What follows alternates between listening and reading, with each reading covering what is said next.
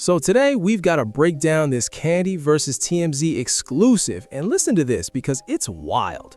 You're really trying to convince me that the woman who co-wrote No Scrubs, the mastermind behind Bills, Bills, Bills and Bugaboo, is somehow confused about her own reality?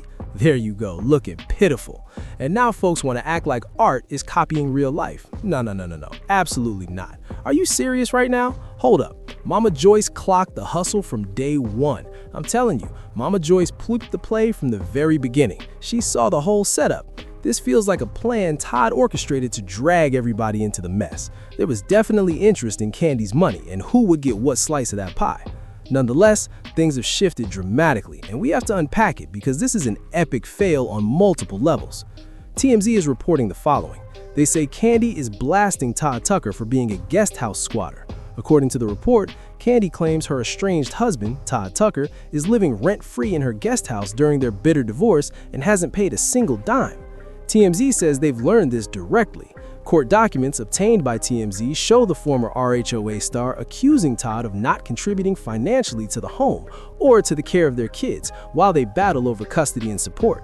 Kandi states that since their separation, Todd has been staying in her Atlanta guest house, a property she says she purchased before the marriage. In the filing, she alleges he hasn't covered any expenses tied to maintenance or upkeep, including utilities, gas, lawn service, water, pest control, or even the alarm system fees. On top of that, Kandi claims Todd hasn't provided support for the household where their two children, Ace and Blaze, live. She says she has traditionally been the primary caregiver despite maintaining a demanding career as an entertainer and reality television star. She also notes she hired a nanny to fill in the gaps, despite Todd's social media claims that he's a very active father. In her filing, Kandi says their children have celebrated 2 birthdays since she filed for divorce in November 2025. She acknowledges that Todd attended both separate parties but allegedly refused to help cover the costs. She further claims he hasn't assisted with tuition, school supplies, or paid any child support. Kandi does admit she has been in New York working on Broadway since November 2025 and will remain there through March. However, she insists that despite her work schedule, she has been flying back and forth to spend time with the kids. She is now asking a judge to order Todd to pay child support and split the children's expenses. She's also requesting a formal order outlining parenting time for both of them. TMZ reports they reached out to Todd's attorney and have not received a response. They also contacted Randy Kessler and have yet to hear back. Who's shocked? Honestly, who didn't see this coming? Because we've watched this scenario unfold again and again. We saw it play out with Sherri Shepherd. We saw it with Halle Berry. We even saw it with Mary J. Blige, and the pattern keeps repeating. People love to say marry this, marry that, but income and career absolutely matter, and this right here feels like the blueprint that was laid out. Now, here's another angle to consider. Remember when Todd was supposed to expand his producing career and create more content with Carlos King, and Kandi reportedly shut that down? Remember that? Todd openly said Kandi didn't want him working, and then someone thought it was a genius idea for them to go into business together with OLG, production ventures, and everything else tied to their brand. Think back to their final seasons on The Real Housewives of Atlanta. Todd was trying to build his own lane, setting up a home office, hiring staff, and stepping away from being on the road as the built-in babysitter whenever Kandi toured with Escape, filmed The Chi, or juggled other projects. He made it clear he wanted to stay home. He didn't want to travel for months at a time anymore. Before all of this, he was perfectly fine hopping on Zoom, Microsoft Teams, and even Jabber calls, handling business remotely like everybody else. Then suddenly it switched to, you know what, I'm staying home. I'm staying home because my employees need me in person, they need to feel my presence, and all the extra talking points.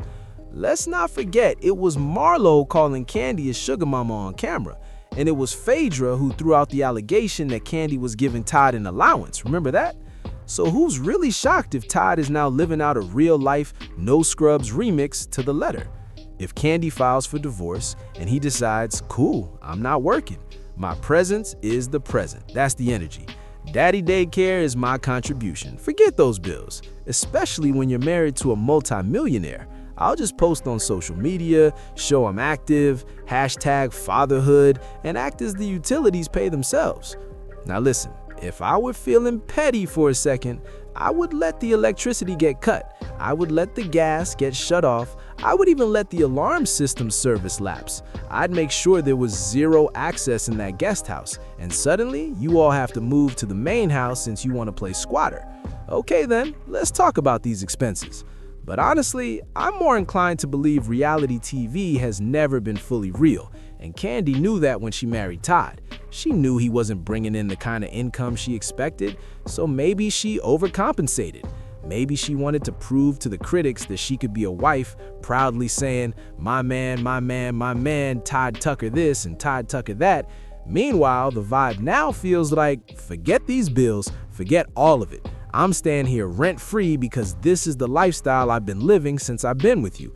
I'm not contributing a dime. You bought the luxury, you funded the upgrades, you built this world, so I'm gonna live in it. And if you don't like it, I might start talking. That's the kind of scheme this is starting to look like. This was never destined to end the fairy tale way people imagined. I never understood the talk about this being some amicable split. No. And let's not ignore the cheating rumors floating around. Because once you start inviting other people into your marriage, experimenting, bragging about it publicly, what do you really expect? Folks warn that threesomes complicate marriages, and the response was always, "We're still married," and now look, center stage in a bitter divorce. It's giving ultimate broke boy anthem energy. Can you pay my bills? Can you pay my telephone bills? Can you pay for my automobiles? It's literally in the lyrics. The blueprint was in the music the whole time. This is wild, but is it shocking? Not really. It feels like Kandi cared more about proving doubters wrong than facing what was right in front of her. She went on interviews saying she was done dating rich men and celebrities, that Todd was the real prize, and I was confused, truly confused, because outside of their joint ventures, what exactly was Todd doing? Some of those businesses aren't even around anymore. And what about those big money dreams that allegedly drained thousands into projects that never took off? What is Todd actively running today? Does he still operate a production company?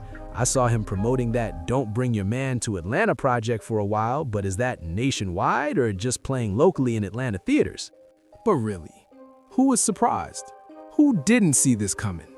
Todd was packaged and marketed as something he clearly was not. This is the same man who sat on national television bragging about how attractive he found Portia. What husband openly lusts after not just any woman, but a castmate his own wife films with, and then had the nerve to look Kandi in her face and say, "You're no Rihanna"?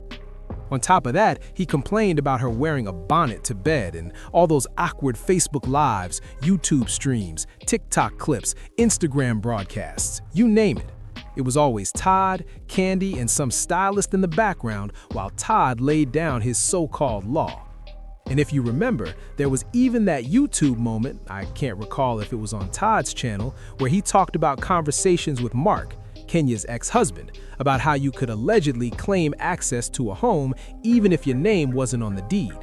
The second I heard that, I said, hold up, this man is plotting his escape, pun fully intended. Todd wasn't just talking casually, he was strategizing, you guys. But nobody wanted to hear it. People were too busy celebrating anniversaries and screaming couple goals. Y'all swore they were solid, said the doubters were wrong, said Todd wasn't using Kandi, and the whole time you didn't know the tape. You didn't realize that not everything that shines is gold. So now the question is, what does the judge do? Does the judge tell Todd, "Sir, find your own place, you're out"? Or does the judge say, "You need to start contributing financially"? And then does Todd spin it and say, "Kandi never wanted me to work, so I don't have income outside of this small indie film I'm trying to push"? But truth be told, that project isn't bringing in real money. And the only thing we really have left together is that one OLG location.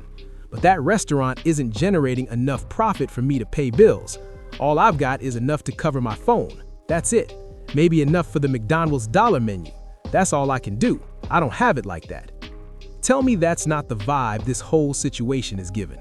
It's getting chaotic. It's giving a full-blown hot mess. But again, who's surprised this was the play? Who's shocked the angle is "I ain't got it," while continuing to squat in the guest house until you either force me out or maintain the lifestyle I got used to during the marriage? Because when they were together, footing the bill was never an issue. And that's where reality TV sold us a dream.